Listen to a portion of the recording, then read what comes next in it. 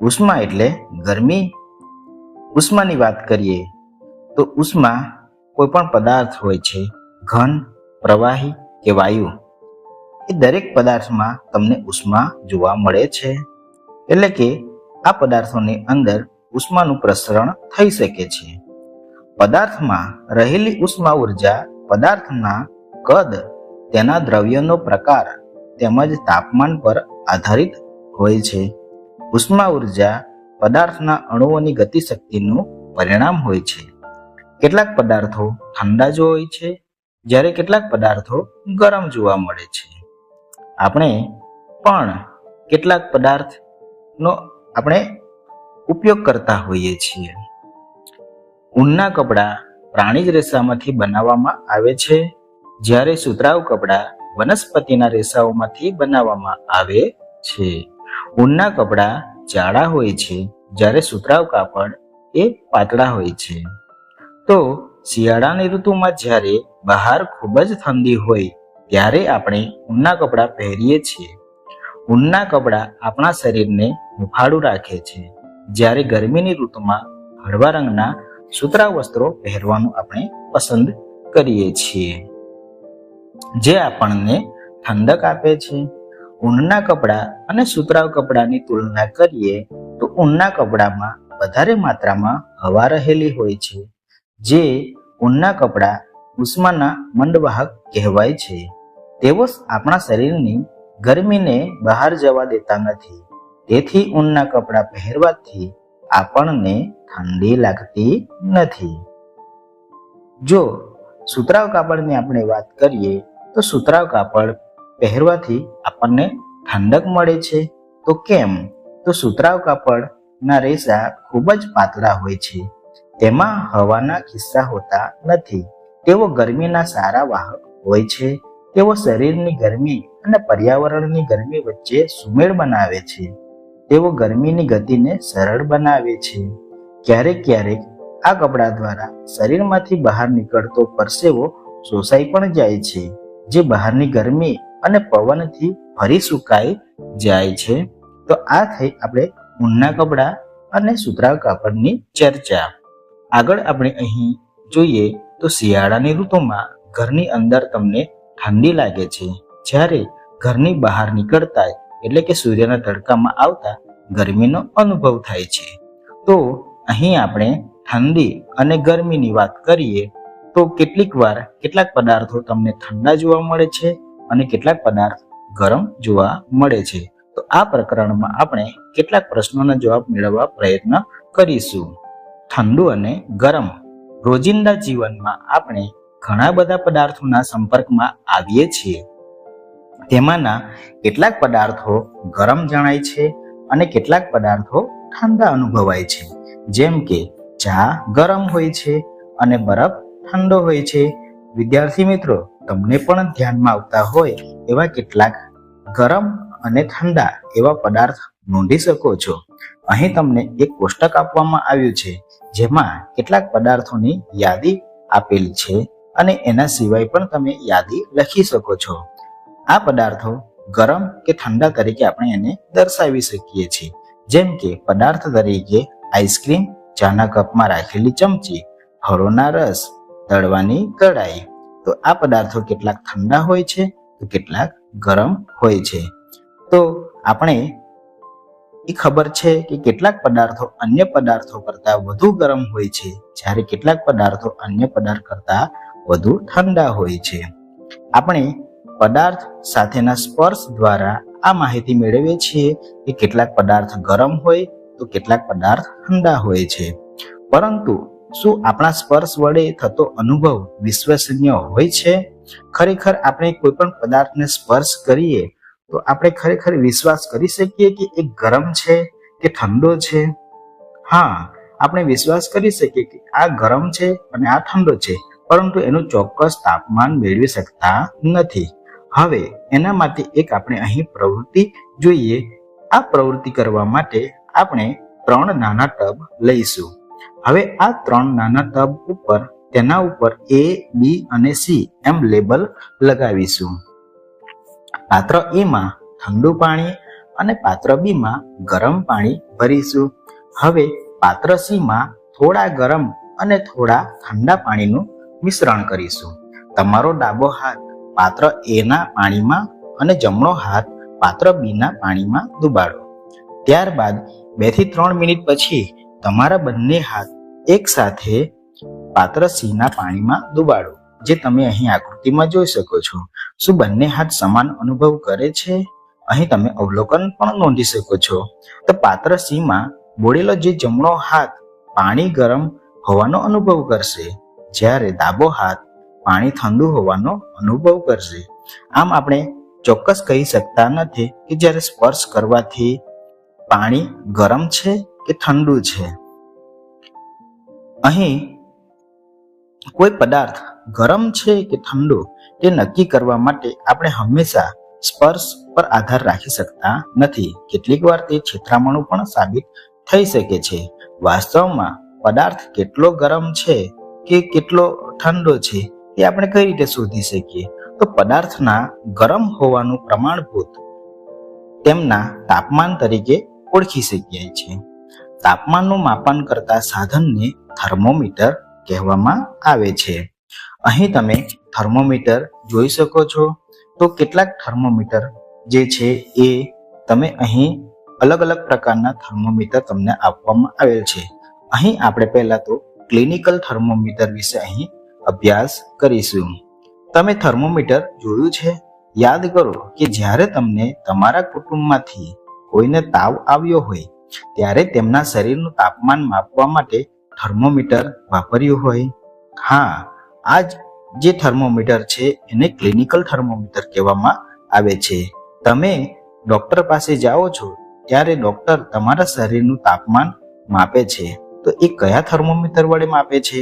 હા, તો જે થર્મોમીટર વડે આપણા શરીરનું તાપમાન માપવામાં આવે છે તેને ક્લિનિકલ થર્મોમીટર કહેવામાં આવે છે. આ ક્લિનિકલ થર્મોમીટરને તબીબી થર્મોમીટર અથવા તો ડોક્ટરી થર્મોમીટર પણ કહેવાય છે. આ થર્મોમીટરને તમારા હાથમાં કાળજીપૂર્વક લઈ તેને ધ્યાનથી નિરીક્ષણ કરો. અહીં તમે આકૃતિમાં જોઈ શકો છો જે ક્લિનિકલ થર્મોમીટર દર્શાવવામાં આવેલ છે. ક્લિનિકલ થર્મોમીટરની આપણે અહીં વાત કરીએ તો ક્લિનિકલ થર્મોમીટર એક સમાન જાડાઈવાળી પાતળી સાંકડી લાંબી કાચની નળી ધરાવે છે. તેના એક છેડા ઉપર ફૂલેલી બલ્બ જેવી રચના હોય છે. આ બલ્બમાં મર્ક્યુરી ભરેલો હોય છે. બલ્બની બહારના ભાગમાં મર્ક્યુરીનો પાતળો ચમકતો દોરા જેવો ભાગ તમને અહીં જોવા મળે છે. જો તમને મર્ક્યુરીનો દોરો ન દેખાય તો થર્મોમીટરને પકડીને જ્યાં સુધી ન દેખાય ત્યાં સુધી ધીરે ધીરે સહેજ એને ગોળ ફેરવો. વળી થર્મોમીટરની સપાટી પરનું અંકન પણ સ્પષ્ટ નજરે પડશે. આ અંકન સેલ્સિયસ માપક્રમમાં હોય છે. એટલે કે જે પણ તમને તાપમાન નોંધવામાં આવે છે એને સેલ્સિયસ માપક્રમમાં દર્શાવવામાં આવે છે. સેલ્સિયસ માપક્રમને દર્શાવવા માટે ડિગ્રી સેલ્સિયસ વડે દર્શાવાય છે. અહીં તમે જે આકૃતિ જોઈ શકો છો ક્લિનિકલ થર્મોમીટર. હવે આ ક્લિનિકલ થર્મોમીટરમાં તમને અમુક અંકો જોવા મળે છે. એમાં 2 માપક્રમો હોય છે. આ 2 માપક્રમોમાં કયા માપક્રમનું માપ આપણે વાંચી શકીએ અને શેનો આપણે કયા માપક્રમનો આપણે ઉપયોગ કરવો જોઈએ એના વિશે આપણે માહિતી મેળવીએ તો અહીં આપણે સેલ્સિયસ માપક્રમ અને ફેરનહીટ માપક્રમનો ઉપયોગ કરી શકીએ. હવે આ સેલ્સિયસ માપક્રમ અને ફેરનહીટ માપક્રમ છે શું એની આપણે માહિતી મેળવીએ. એ પહેલા સેલ્સિયસ માપક્રમ એટલે કે સેલ્સિયસ થર્મોમીટરની જે રચના 1742માં સ્વીડિશ ખગોળશાસ્ત્રી એન્ડર્સ સેલ્સિયસે કરી હતી. આ સ્વીડિશ ખગોળશાસ્ત્રી એન્ડર્સ સેલ્સિયસના નામ પરથી જ એમનું સેલ્સિયસ માપક્રમ પડ્યું જે છે. ફેરનહાઇટ થર્મોમીટરની રચના જર્મન ભૌતિકશાસ્ત્રી ગેબ્રિયલ ડેનિયલ ફેરનહાઇટે 1715માં કરી હતી. એમના નામ ઉપરથી આ માપક્રમનું નામ ફેરનહાઇટ પાડવામાં આવ્યું છે. ક્લિનિકલ થર્મોમીટર 35 ડિગ્રી સેલ્સિયસ થી 42 ડિગ્રી સેલ્સિયસ સુધીનું તાપમાન માપી શકે છે. અહીં આપણે ખાસ યાદ રાખવાનું છે કે ક્લિનિકલ થર્મોમીટરનું તાપમાન કેટલું હોય છે? તો ક્લિનિકલ થર્મોમીટરની અંદર 35 ડિગ્રી સેલ્સિયસ થી 42 ડિગ્રી સેલ્સિયસ સુધીનું માપક્રમ હોય છે. થર્મોમીટરનું આપણે કઈ રીતે વાંચન કરી શકીએ? તો થર્મોમીટરમાં તમે અહીં જોઈ શકો છો કે તમે આ બે મોટા અંકન તમને જોવા મળે છે. આ બે મોટા અંકન વચ્ચેના તાપમાનનો તફાવત કેટલો છે? હવે આ બે મોટા અંકનની વચ્ચેના ભાગમાં એટલે કે એના અંદરના ભાગમાં કેટલાક ભાગો જોવા મળે છે. જેમ કે બે મોટા અંકો વચ્ચેના તફાવત 1 અંશ કહેવાય છે. એનો મતલબ એમ કે 1 ડિગ્રી કહેવાય છે. અને બે મોટા અંકો વચ્ચેના અંદર કુલ નાના વિભાગની સંખ્યા પણ તમને જોવા મળે છે. જેમ કે જો બે અંકો વચ્ચેનો તફાવત 1 હોય તો બે મોટા અંકો વચ્ચેનો કુલ નાના વિભાગની સંખ્યા 5 હોય છે. નાના વિભાગનું મૂલ્યનું વાંચન કરવું હોય તો 1/5 બરાબર 0.2 ડિગ્રી સેલ્સિયસ અહીં આપણે એમનું માપન કરી શકીએ છીએ. હવે થર્મોમીટરને વાપરતા પહેલા એટલે કે ઉપયોગ કરતા પહેલા એમને જીવાણુનાશક એટલે કે એન્ટિસેપ્ટિક પ્રવાહી વડે બરાબર સાફ કરી લેવું જોઈએ. તેને તમારા હાથમાં મર્ક્યુરી વાળા ભાગના વિરુદ્ધ છેડા ઉપર પકડીને હળવેથી થોડાક ઝટકા આપો.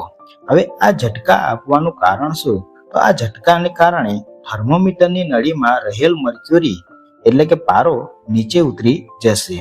મર્ક્યુરીના દોરાનો છેડો 35 ડિગ્રી સેલ્સિયસ થી નીચે હોવો જોઈએ. થર્મોમીટરના બલ્બવાળા છેડાને મોઢામાં મૂકી તમારી જીભને નીચે રાખો. 1 મિનિટ બાદ તેને બહાર કાઢીને સ્કેલ માપક્રમ પર તાપમાન નોંધી શકો. આ તમારા શરીરનું તાપમાન છે. તાપમાનને હંમેશા તેના એકમ ડિગ્રી સેલ્સિયસમાં દર્શાવી શકાય છે. માનવ શરીરનું સામાન્ય તાપમાન 37 ડિગ્રી સેલ્સિયસ હોય છે. તાપમાન તેના એકમ સાથે જ દર્શાવાય છે. ક્યારેક ક્યારેક આપણા શરીરનું તાપમાન 37 ડિગ્રી સેલ્સિયસ હોતું નથી, પરંતુ એમની આસપાસ સહેજ વધુ હોય છે કાં તો સહેજ ઓછું પણ હોય છે. આના માટે તમે બીજી પ્રવૃત્તિ પણ કરી શકો છો. જેમ કે અહીં તમને જે કોષ્ટક આપવામાં આવ્યું છે એ પ્રમાણે તમે તમારા મિત્રનું તાપમાન નોંધી શકો છો.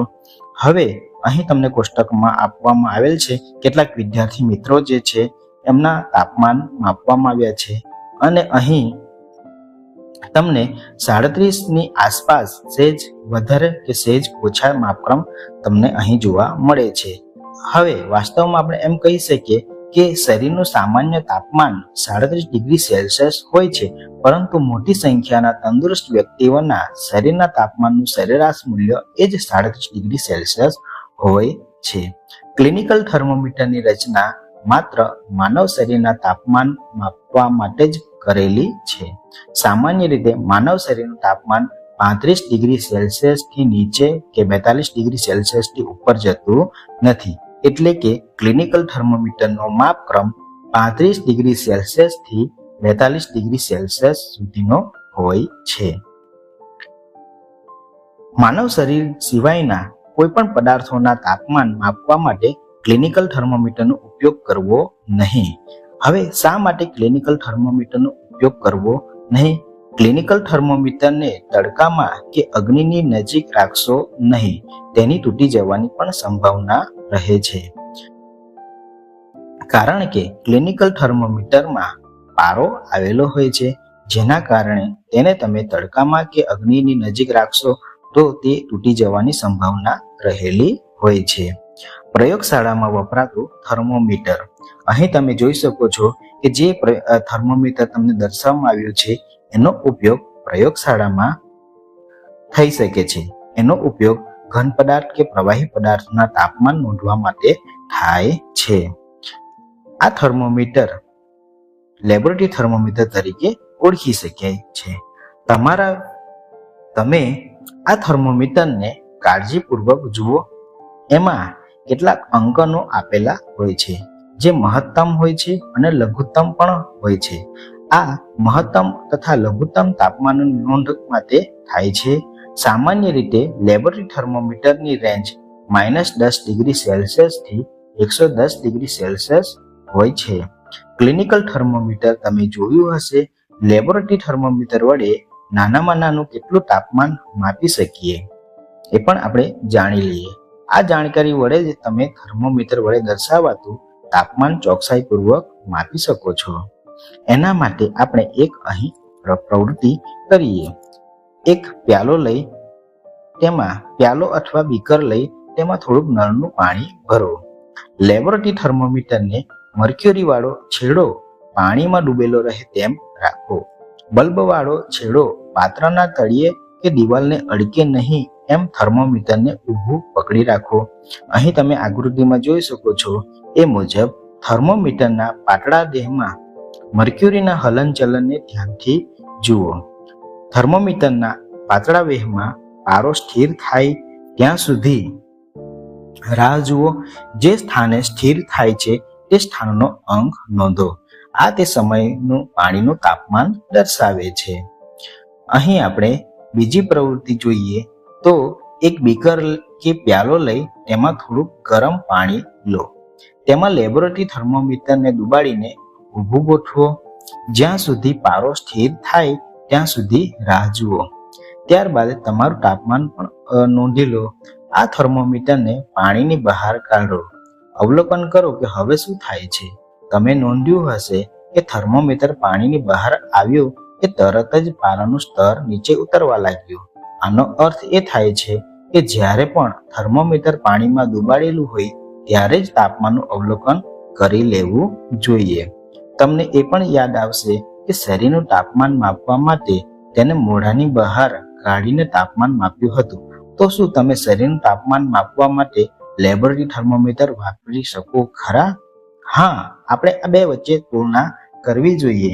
કારણ કે અહીં આપણે એક પ્રવૃત્તિ જોઈ એમાં જે ગરમ પાણીની બહાર થર્મોમીટરને કાઢતા એમાં પારો જે છે એ તરત નીચે ઉતરી આવે છે. જ્યારે ડોક્ટર પાસે જે રહેલું થર્મોમીટર જે છે ક્લિનિકલ થર્મોમીટર એ મોઢામાંથી બહાર કાઢતા એ ખસતું નથી, એટલે કે આંક એનું એ જ રહે છે. એનું શું કારણ હોઈ શકે છે? તો આ લેબોરેટરી થર્મોમીટરનો ઉપયોગ આપણે આપણા શરીરના તાપમાન માટે ના કરી શકીએ? હા, તો આપણે આ શરીરનું તાપમાન માપવા માટે લેબોરેટરી થર્મોમીટર વાપરી શકીએ નહીં. કારણ કે લેબોરેટરી થર્મોમીટરમાં ક્લિનિકલ થર્મોમીટરની જેમ જ પારો આવેલો હોય છે, પરંતુ ક્લિનિકલ થર્મોમીટરમાં કાચ હોવાને કારણે પારાના સ્તરને નીચે ઉતરવા દેતી નથી. આમ શરીરનું તાપમાન માપવા માટે ક્લિનિકલ થર્મોમીટરનો ઉપયોગ થાય છે. અહીં આપણે થર્મોમીટરની થોડી સાવચેતીની વાત કરીએ તો થર્મોમીટરને શિરોલંબ જ આપણે રાખી ત્રાસવું નહીં. થર્મોમીટરનો મર્ક્યુરીનો ભરેલો બલ્બ જે પદાર્થ કે પ્રવાહીનું તાપમાન માપવાનું હોય તેના સંપર્કમાં બધી બાજુથી હોવો જરૂરી છે. વળી થર્મોમીટરનો મર્ક્યુરીનો છેડો પાત્રની દિવાલને અડકવો જોઈએ નહીં. અહીં તમે ક્લિનિકલ જે થર્મોમીટર જે છે એ ક્લિનિકલ થર્મોમીટરમાં ખાંચ હોય છે એ તમે અહીં જોઈ શકો છો. હવે આ ખાંચ હોવાને કારણે જ આપણે એ જે શરીરનું તાપમાન નોંધવામાં આવે છે તે એ મોઢામાંથી જ્યારે આ ક્લિનિકલ થર્મોમીટરને બહાર કાઢવામાં આવે છે ત્યારે એ તમે એ આંક નોંધી શકો છો. જ્યારે લેબોરેટરી જે થર્મોમીટર હોય છે એમાં ખાંચ આવેલી હોતી નથી. બરોબર. થર્મોમીટરના પારાનો વપરાશ અંગે ઘણી બધી ચિંતા ઉપજાવે એવી બાબતો રહેલી હોય છે. પારો ઝેરી પદાર્થ હોય છે અને જ્યારે થર્મોમીટર તૂટી જાય ત્યારે પારાનો નિકાલ કરવો મુશ્કેલ છે. હાલમાં ડિજિટલ થર્મોમીટર પ્રાપ્ય છે જેમાં પારો વપરાતો નથી. હવે આપણે અહીં ઉષ્માના પ્રસરણ વિશે અહીં અભ્યાસ કરીએ. તમે તળવાની કઢાઈ જોત પર રાખવામાં આવે છે ત્યારે તમે એને ગરમ થતા જોઈ હશે. તમે પણ તમારા ઘરે તાવી હોય, તળવાની કઢાઈ હોય એને તમે ધ્યાનપૂર્વક જુઓ જ્યારે એને ચૂલા ઉપર કે ગેસ બર્નર ઉપર મૂકવામાં આવે છે ત્યારે એ ધીમે ધીમે ગરમ થાય છે. એટલે કે એનું કારણ એ જ છે કે જે જ્યોતની અંદર રહેલી ઉષ્મા એટલે કે જ્યોતમાંથી એ ગરમી વાસણમાં પ્રસરે છે. જ્યારે કઢાઈને જ્યોતથી દૂર કરવામાં આવે છે ત્યારે એ ધીમે ધીમે ઠંડી પડી જાય છે. તો શા માટે ઠંડી પડે છે એના વિશે અહીં આપણે ચર્ચા કરીશું. અહીં આ પ્રવૃત્તિમાં આપણે જોઈ શકીએ છીએ કે ઉષ્મા કઢાઈથી વાતાવરણ તરફ વહન થતી હોય છે. તો હવે તમે સમજી શકો છો કે બંને કિસ્સામાં ઉષ્મા ગરમ પદાર્થથી ઠંડા પદાર્થ તરફ વહન કરે છે. ઉષ્માના વહન તરીકે આપણે કહી શકીએ કે ઉષ્માના ગરમ છેડા તરફ વહન થવાની પ્રક્રિયાને ઉષ્મા વહન કહેવામાં આવે છે. એના માટે આપણે અહીં એક પ્રવૃત્તિ જોઈએ. એલ્યુમિનિયમ કે લોખંડ જેવી ધાતુનો નાનો સળિયો લઈ તેના ઉપર મીણના થોડા નાના ટુકડાઓને સહેજ ગરમ કરીને ચોંટાડો. આ ટુકડાઓ લગભગ સમાન અંતરે જ રાખવા. પટ્ટીને સ્ટેન્ડ ઉપર ગોઠવો, જે તમે અહીં આકૃતિમાં જોઈ શકો છો. જો સ્ટેન્ડ પ્રાપ્ય ન હોય તો તમે પટ્ટીના એક છેડાને બે ઈંટો વચ્ચે ભરાવી દો. હવે પટ્ટીના બીજા છેડાને ગરમ કરો અને અહીં આપણે અવલોકન નોંધી શકીએ. અહીં તમે આકૃતિમાં જોઈ શકો છો એ મુજબ પટ્ટીના એક છેડાને મીણબત્તીની જોડ વડે ગરમી આપવાનો પ્રયત્ન કરો. હવે પટ્ટીનો આ છેડો ધીમે ધીમે ગરમ થાય છે. હવે જ્યારે ગરમ થાય છે ત્યારે પટ્ટીના જે ઠંડા તરફ ઉષ્માનું પ્રસરણ થઈ રહ્યું છે અને ઉષ્માનું પ્રસરણ થતાની સાથે જે મીણ જે ચોંટાડ્યા હતા એ હવે ધીમે ધીમે નીચે પડવા લાગે છે. તો મીણનો કયો ટુકડો સૌથી પહેલા પડે છે તેનું આપણે અવલોકન કરીશું. અહીં તમે જોઈ શકો છો કે જે જ્યોતની નજીકનો મીણનો ટુકડો એ સૌ પ્રથમ નીચે પડે છે. એનો મતલબ એમ આપણે સમજી શકીએ કે જે પટ્ટી જે છે એ પટ્ટીના છેડાથી ઉષ્માનું પ્રસરણ થવાનું શરૂઆત થાય છે અને જે મીણનો ભાગ પહેલા પડે છે ત્યાંથી ઉષ્માનું પ્રસરણ થઈને એ ઈંટ તરફ આ ઉષ્મા જઈ રહી છે અને વારાફરતી એક એક કરીને આ મીણના ટુકડા નીચે પડ્યા છે.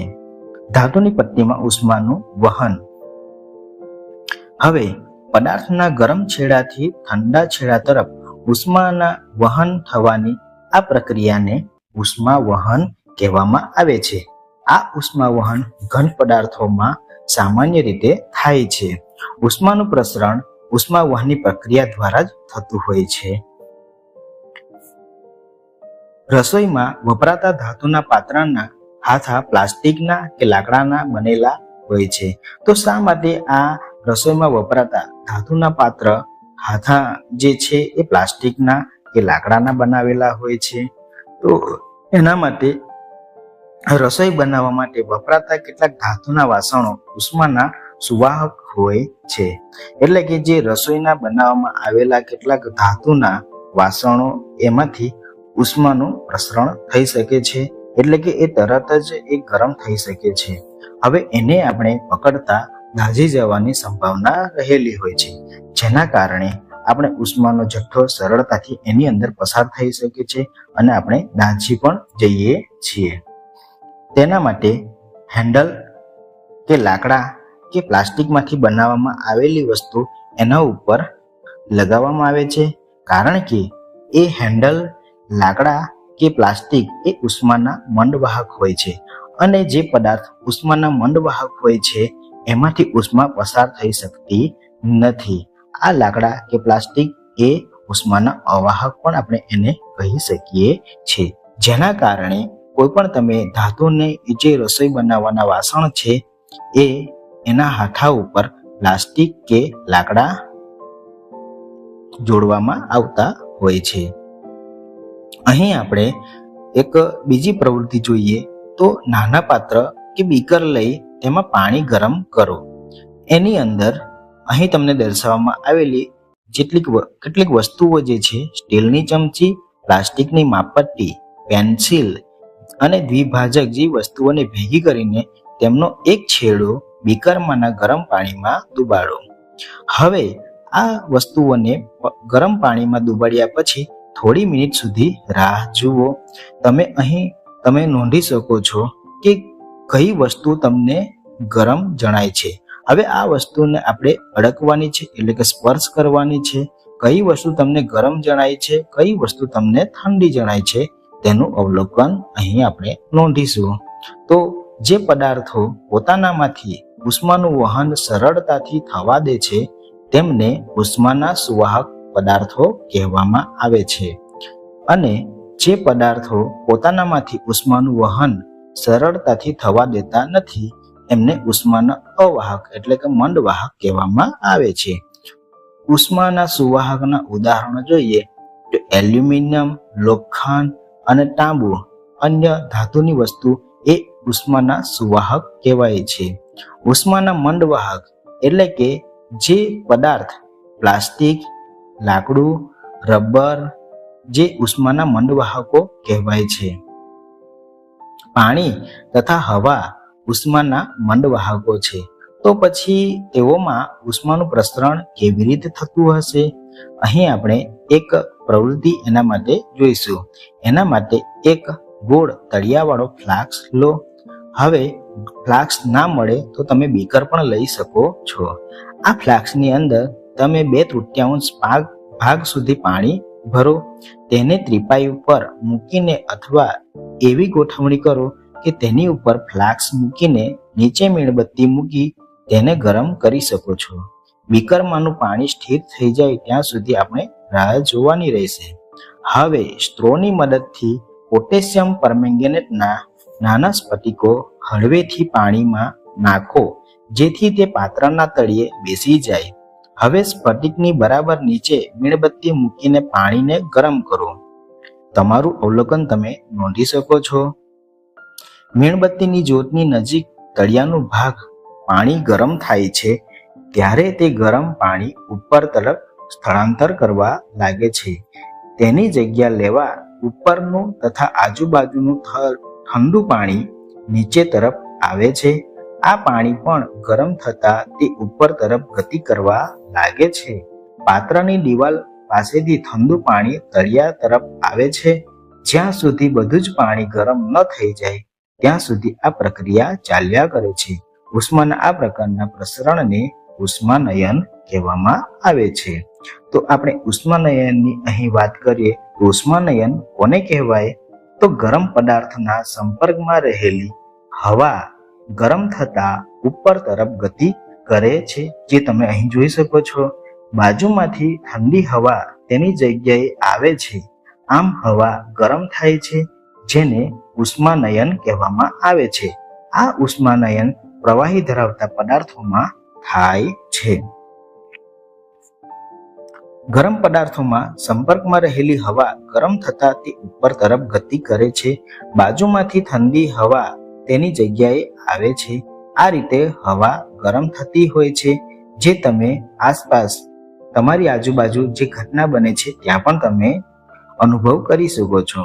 એના માટે આપણે એક બીજી પ્રવૃત્તિ જોઈએ તો એક મીણબત્તી લઈ તે મીણબત્તીને સળગાવો. હવે તમારો એક હાથ મીણબત્તીને જ્યોતથી સહેજ ઉપર અને બીજો હાથ જ્યોતની બાજુના ભાગમાં રાખો. જે અહીં તમે જોઈ શકો છો આકૃતિમાં. તમારા બંને હાથ સમાન રીતે ગરમી અનુભવે છે. જો નહીં તો કયો હાથ વધુ ગરમી અનુભવે છે એ અહીં તમે નક્કી કરો. અહીં તમે જોઈ શકો છો કે જ્યોતની ઉપર તરફ જતી હવા ઉષ્માનયનથી ગરમ થાય છે. આવું આપણે શા માટે કહી શકીએ છીએ? તો તમે જે મીણબત્તી જે રાખી છે એની ઉપર રાખેલો હાથ તમને ગરમીનો અનુભવ કરાવે છે, અને જે મીણબત્તીની બાજુમાં રાખેલો હાથ એમાં ગરમી ઓછી લાગતી હોય એવો અનુભવ થાય છે. એના ઉપરથી આપણે કહી શકીએ કે મીણબત્તીની જ્યોતના ઉપર તરફ જતી હવા ઉષ્માનયનથી ગરમ થાય છે. જ્યોતની ઉપર ગોઠવેલો તમારો હાથ વધુ ગરમી અનુભવે છે, જ્યારે જ્યોતની બાજુમાં રાખેલો હાથ તરફ ઉષ્માનયન થતું નથી અને હવા ઉપર તરફની હવા જેટલી ગરમ થતી નથી. એટલે આપણે કહી શકીએ કે જે ઉષ્માનયનમાં હવા હંમેશા ઉપર તરફ જાય છે અને ઉપર તરફ તમને ગરમી હોય એનો અનુભવ પણ તમે કરી શકો છો. આ જ રીતે સમુદ્ર કાંઠાના વિસ્તારોમાં વસતા લોકો અદ્ભુત ઘટનાનો અનુભવ કરતા હોય છે કે જે દિવસ દરમિયાન સમુદ્રના પાણી કરતા જમીન ઝડપથી ગરમ થાય છે. જમીન પરની હવા ગરમ થાય છે અને ઉપર તરફ ગતિ કરે છે. તેની જગ્યા લેવા સમુદ્ર પરની ઠંડી હવા ધસી આવે છે. ગરમ હવા જમીનથી સમુદ્ર તરફ વહેવા લાગે છે અને ચક્ર પૂર્ણ કરે છે. સમુદ્ર પરથી આવતી હવાને દરિયાઈ લહેર કહેવામાં આવે છે. ઠંડકવાળી દરિયાઈ લહેર મેળવવા દરિયાકાંઠે રહેતા લોકોના મકાનોની બારી સમુદ્ર તરફની રાખવામાં આવે છે, કારણ કે આનું રાખવાનું કારણ એ હોય છે કે જે સમુદ્ર તરફથી આવતા ઠંડા પવનો એ જમીન તરફ આવે છે અને જમીન તરફથી રહેલા જે ખાલી જગ્યા જે પડે છે એની જગ્યા લેવા માટે દરિયા તરફથી પવનો આવે છે અને એ જગ્યા ભરાઈ પછી એ પવનો ફરી પાછા ગરમ થઈ અને દરિયા તરફ જાય છે. રાત્રિના સમયે બરાબર દિવસથી વિરુદ્ધ પરિસ્થિતિ સર્જાય છે. સમુદ્રના પાણીને જમીનની સાપેક્ષે ઠંડુ પડતા વાર લાગે છે. આથી જમીન પરની ઠંડી હવા સમુદ્ર તરફ જેને ભૂલહેર કહેવામાં આવે છે. જ્યારે આપણે સૂર્યના તડકામાં આવીએ છીએ ત્યારે આપણને સામાન્ય ગરમીનો અનુભવ થાય છે. સૂર્યમાંથી આવતી આ ઉષ્મા આપણા સુધી કેવી રીતે પહોંચે છે? સૂર્યની ઉષ્મા વહન કે ઉષ્માનયનથી ઘટના દ્વારા પહોંચી શકે છે નહીં, કારણ કે સૂર્ય તથા પૃથ્વી વચ્ચેના મોટા ભાગના અવકાશમાં હવા જેવું કોઈ માધ્યમ હોતું નથી. સૂર્યમાંથી આપણા તરફ આવતી ઉષ્મા અન્ય એક પ્રક્રિયા દ્વારા પહોંચે છે જેને ઉષ્મા વિકિરણ કહેવામાં આવે છે. આ વિકિરણ દ્વારા થતા ઉષ્માના પ્રસરણને કોઈ માધ્યમની જરૂર પડતી નથી. ઉષ્મીય વિકિરણની ઘટના માધ્યમની હાજરી હોય કે ના હોય તો પણ થાય છે. જ્યારે આપણે રૂમ હીટરની સામે બેસીએ છીએ ત્યારે આપણે વિકિરણ દ્વારા જ ઉષ્મા મેળવતા હોઈએ છીએ. ગરમ વાસણોને જ્યોતની દૂર મૂકી રાખતા તેઓ વાતાવરણમાં વિકિરણ દ્વારા ઉષ્મા ગુમાવે છે અને ઠંડા પડે છે. આપણું શરીર પણ વિકિરણ દ્વારા વાતાવરણને ઉષ્મા આપે છે તથા વાતાવરણ તરફથી ઉષ્મા મેળવે છે.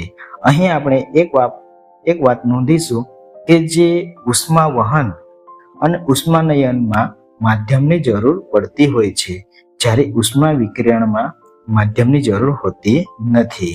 બધા જ ગરમ પદાર્થો ઉષ્માનું વિકિરણ કરે છે.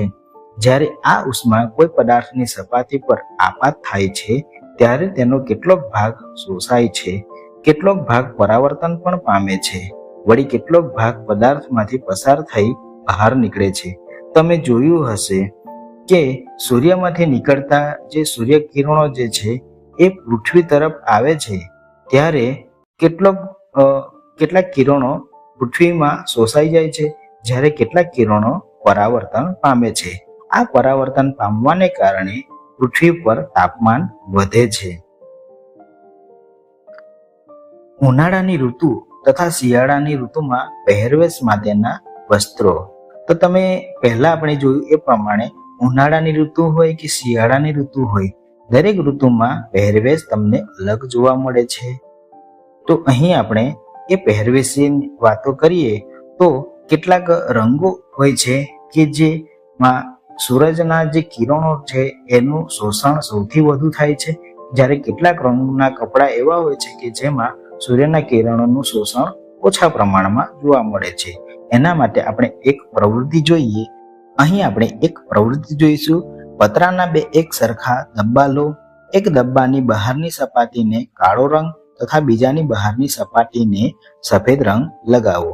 હવે બંને ડબ્બાના સમાન પ્રમાણમાં પાણી ભરીને બપોરના તડકામાં આશરે 1 કલાક સુધી મૂકી રાખો. બંને પાત્રોમાં રહેલા પાણીના તાપમાન માપો. શું આ તાપમાનોમાં તફાવત જણાય છે? તો અહીં તમે આકૃતિમાં જોઈ શકો છો કે કાળા તથા સફેદ રંગની સપાટી ધરાવતા પાત્રો જે છે જેમાં પાણી ઉમેરવામાં આવે છે, એટલે કે બપોરના સમયે પાણી ભરવામાં આવે છે. હવે આપણે એનું અવલોકન કરવાનું છે અવલોકન કરતા આપણે અહીં જોઈ શકીએ છીએ કે જે કાળા રંગના ડબ્બામાંનું પાણી વધુ ગરમ નો અનુભવ તમને થાય છે. એટલે કે કાળા રંગમાં ડબ્બામાંનું પાણી વધુ ગરમ છે, જ્યારે સફેદ રંગના ડબ્બામાંનું પાણી ઓછું ગરમ છે. આના ઉપરથી આપણે કહી શકીએ કે જે કાળા રંગના પાત્ર એટલે કે કાળા રંગના જે ડબ્બા હોય છે એની સપાટીમાં સફેદ રંગની સપાટી કરતા ઉષ્માનું શોષણ વધુ પ્રમાણમાં કરે છે. એના માટે એક આપણે બીજી પ્રવૃત્તિ જોઈએ તો બંને ડબ્બાઓના સમાન તાપમાન વાળું 60 ડિગ્રી સેલ્સિયસ પાણી સમાન જથ્થામાં ભરો. હવે બંને ડબ્બાને ઓરડામાં કે છાયાવાળી જગ્યા ઉપર મૂકી 10 કે 15 મિનિટ પછી બંને ડબ્બાઓના પાણીના તાપમાન માપો. શું આ બંને ડબ્બાના પાણીના તાપમાનમાં સમાન મૂલ્યમાં ઘટાડો થાય છે? શું આ પ્રવૃત્તિ વડે આપણે સમજાય છે કે શા માટે આપણે શિયાળામાં ઘેરા રંગના વસ્ત્રો અને ઉનાળામાં સફેદ અથવા હળવા રંગના વસ્ત્રો પહેરવા જોઈએ? જો શિયાળામાં ઘેરા રંગના વસ્ત્રો પહેરીએ તો ઘેરા રંગની સપાટી એ ઉષ્માનું વધુ શોષણ કરે છે. એટલે કે આપણને ઘેરા રંગના વસ્ત્રો પહેરીએ તો જે સૂર્યમાંથી નીકળતા કિરણો એ ઉષ્માને વધુ શોષે છે, એટલે કે વધારે શરીરને ગરમી મળે છે. શિયાળામાં આપણને ઘેરા રંગના વસ્ત્રો વધુ અનુકૂળ હોય છે. ઉનાળાની વાત કરીએ તો ઉનાળામાં હળવા રંગના જે કપડાં પહેરીએ તો હળવા રંગની જે સપાટી તેના ઉપર પડતી ઉષ્માના મોટા ભાગનું પરાવર્તન થાય છે. એટલે કે હળવા રંગના કપડાં પહેરવાથી ઉષ્માનું પરાવર્તન થાય છે.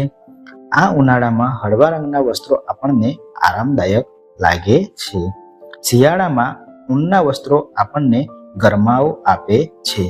તો કઈ રીતે આપે છે કે શિયાળામાં ઊનના વસ્ત્રો પહેરીએ તો આપણા શરીરને ગરમી મળે છે. કઈ રીતે?